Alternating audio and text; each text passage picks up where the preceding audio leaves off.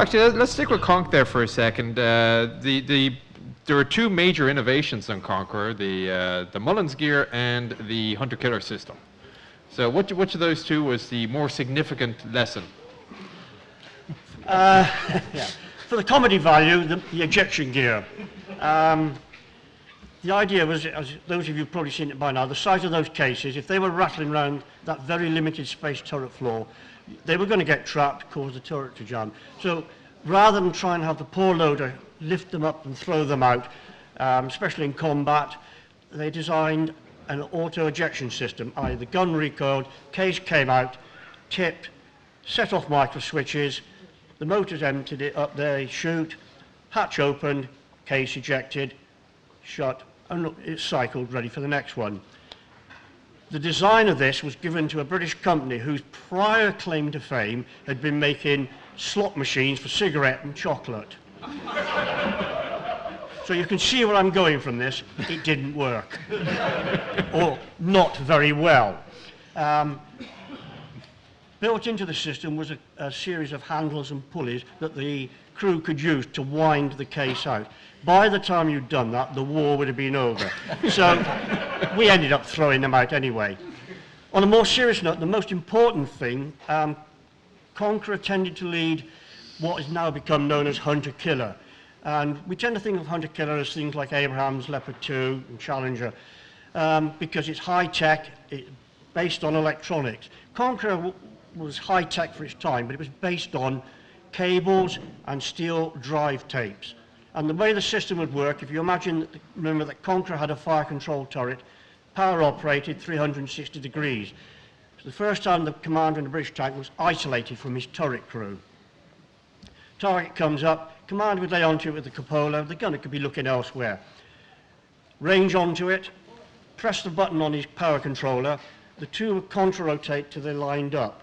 As soon as they lined up, the drive tapes would operate and drive the main gun roughly into the elevation required. It would also inject the range into the gunner's sight. All he had to do then was pick up the target, make a fine lay, and fire. And then we got a first round hit and a target. We're talking 1955, and you get the sort of technology that we'll take for granted now. Well, produced in 55, which means they thought of it in 48 or something, yeah, right? Yeah. Yeah, that's remarkable, I think. And it's what we always wanted. Yeah. I mean, the other strange thing, having got a cigarette company machine to make the ejection gear, the rangefinder, they gave it to the Admiralty.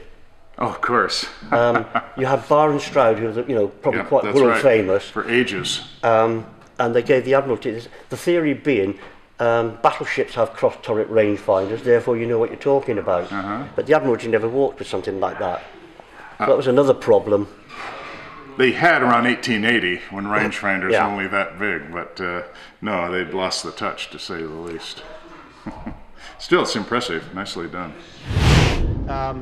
Again, a very admirable system, prone to a lot of problems. Probably one of the best examples of a Conqueror working with it is the actual one here, because that is one of the rebuilt Conquerors. There were 7 of them rebuilt from Carnarvon hulls, and by the time they did that, they sorted all the problems, and the fire control system did do what it was meant to do. So in that respect, it is a leader.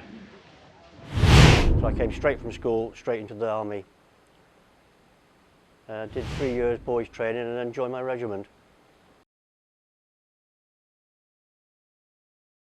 We had a chieftain sent to Northern Ireland to train on, and then we moved to Germany in 1969. And from there on, apart from the United Nations, most of my time was spent on tanks.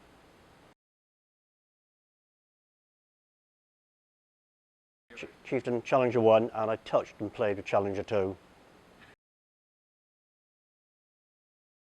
It was the Conqueror. When we were boy soldiers, we were taken down to Lulworth Ranges to see if you behave, all this could be yours one day. And we're all in awe of all these things. And they trundled a couple of Conquerors out, and I watched this thing fire, and it was absolutely stunning. And to watch it move and drive, the charisma from it looked and sounded like a tank. And then, I suppose, as I carried on my service, I read about Conqueror, and there's an awful lot of rubbish that had been written about it, which, talking to people in the regiment, I knew wasn't true. There used to be the profile publications, and it was a few pages, and it was absolutely slating it. It didn't give a balanced, you know, this is one side, that's the other. You know, you the reader make your mind up. So I thought it's time to do some research and put it to paper.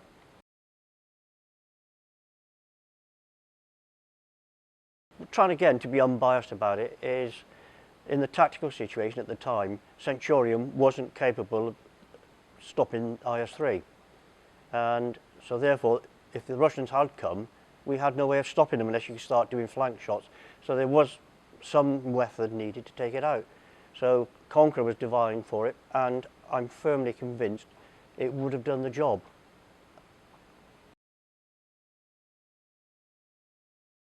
It was in service for over 10 years, and the last one never went out of service to 1985. Once Conqueror had been taken out of service, they found it was an admirable vehicle to be used in proof establishments. And they cut the front out, extended the driver's cab, and they used it to take it down to the range with new weaponry fitted to it.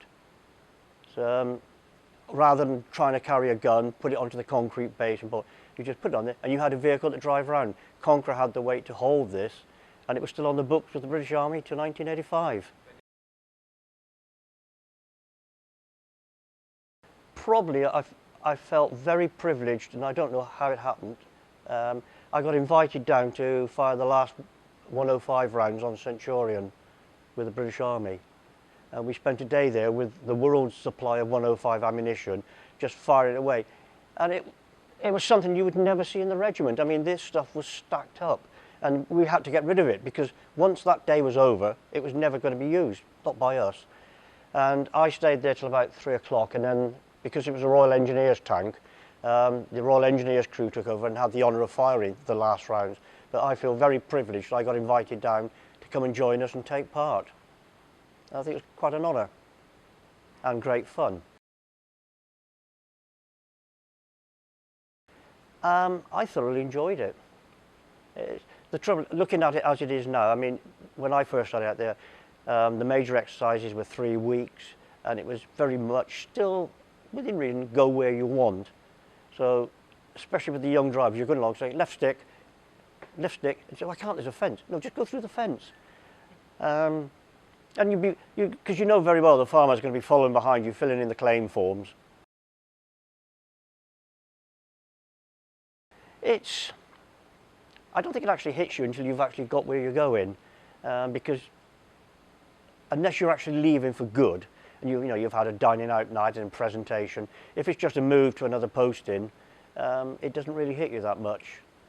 I think it hits you more when you're coming back, because you want to know, you want to get back into the swing of things, and the powers that be have planned out your career, you're going a different route. So it's very much in the hands of the gods, that. But I think when I finally hang up my boots and everything, I will find it very hard, because come September, this is my 47th year consecutive in uniform. Who is the young kid? Go on, what's the question?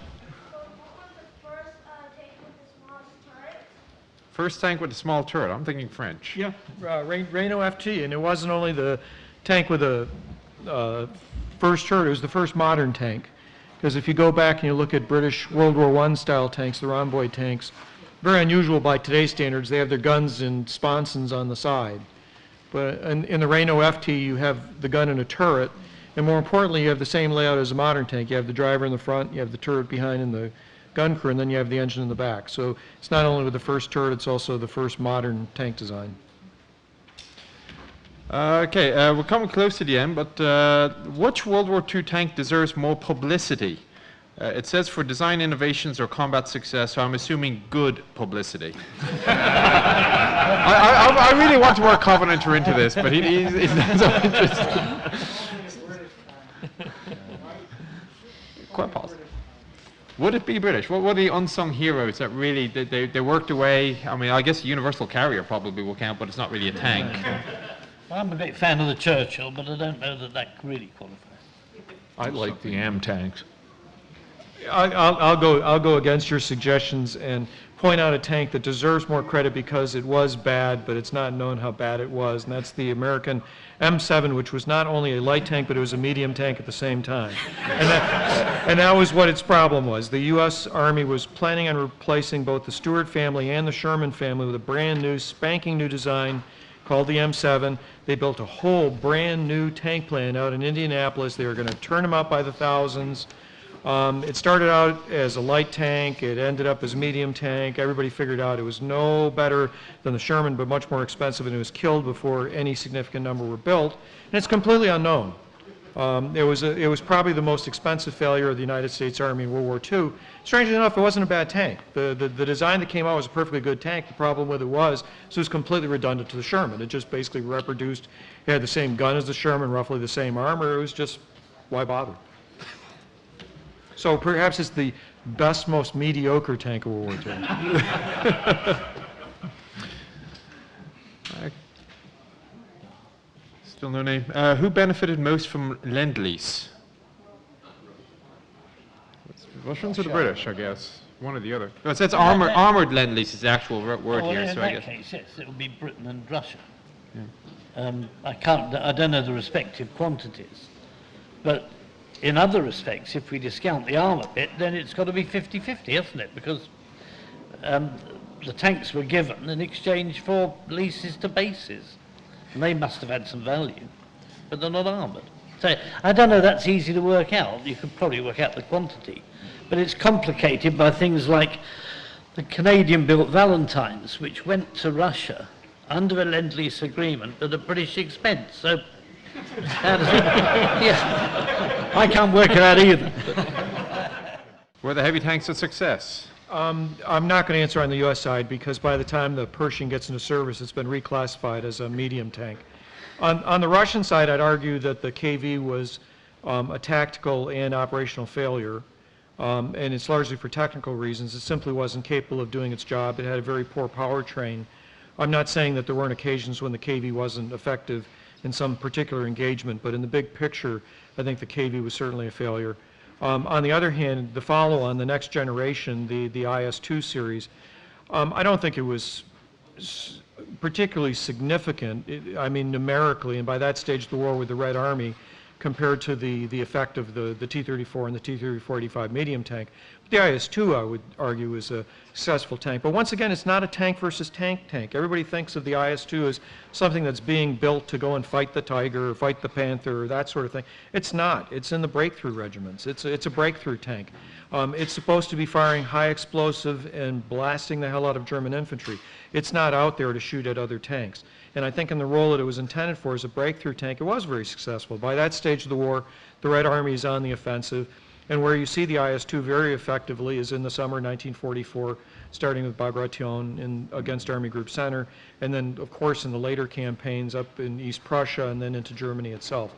So I would argue, as far as the Russians are concerned, in the early part of the war, heavy tanks were not particularly successful. Later part of the war, where they're in an offensive role as breakthrough tanks, yes, they are. Any other guesses on heavies? Were the German heavies successful at what they did? Well, by the time the Tiger IIs were in service, they were on the run, and they were using them in penny packets to act as mobile pillboxes. So it's nothing to do with the vehicle. The vehicle was fine. It had a good cross-country performance and so forth. But, you know, the situation just had changed. Well, the Germans have lost the initiative by 1942. At about the time the first heavies are appearing, for whatever reason they were first constructed, and the Germans are never going to outproduce either of the Allied any of the Allied major competition. So they really have to have kind of a high-low mix to stay viable, because they'll never have the numbers. So for their situation, it was probably less bad that they had them. How's that for an endorsement? Okay, I think this will be the last one here. It's actually two different questions on the same subject, and shall we say the end of World War II. We hear of the role of Allied air superiority in the downfall of German armor. Was this the case? And the other question, which is associated by another individual, was how effective were the Flakpanzers? Well, okay, the Airpower was never effective against German armor. Very few recorded destructions of actual armored vehicles as such, but what it did do was totally disrupt the transport systems. Your horse-drawn, your light soft skins and so forth, they were the things that got completely destroyed, and you destroy a column of that stuff and then the tanks can't get through. It also creates a very bad feeling among the guys in the tanks. They think they're going to be hit and they don't perform. But going on maybe to the Flakpanzer side of things, what the Flakpanzers were to do really was to give the armoured units flak that could accompany them. Because prior to that, let's say the best they had was the half-tracks with flak guns on them. But going back even further still, in 1941 there's a great report written by the General der Flak saying that all of this stuff that we're producing and all the investment in flak is completely worthless.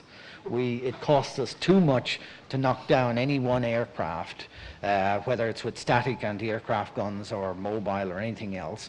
And they had the problem that the 2-centimeter flaks weren't good enough to knock down things like Thunderbolt and so forth.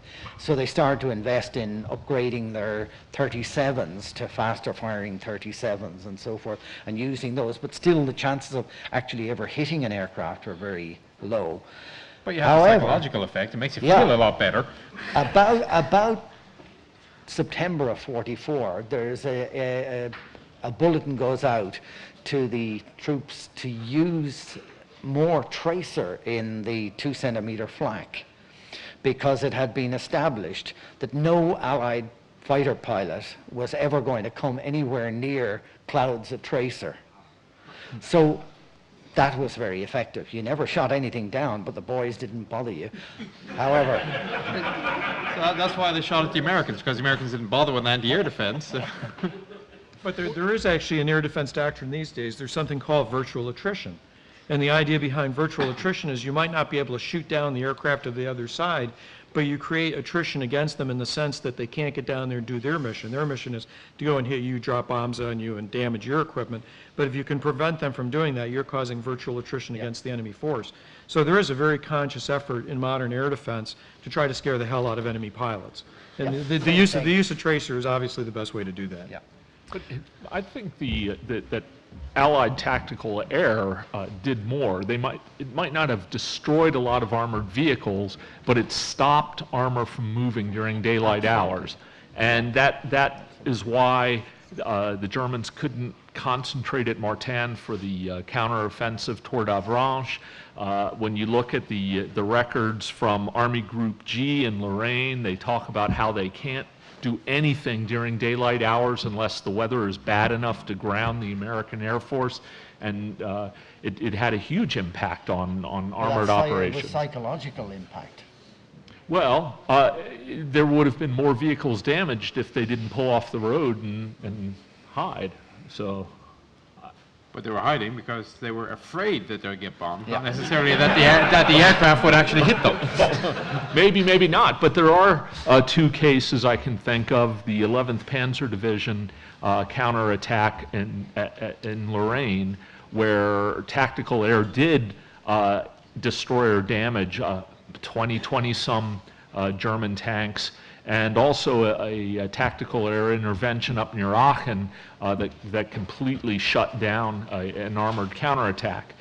So there were cases where if you caught German tanks out in the open, you could blow up a lot of them. Okay. All right, so that is, we've hit after 3 o'clock, so we're going to call it quits at this point. First thing, of course, I need to thank several people, the staff that put all this together, Military Vehicle Technology Foundation.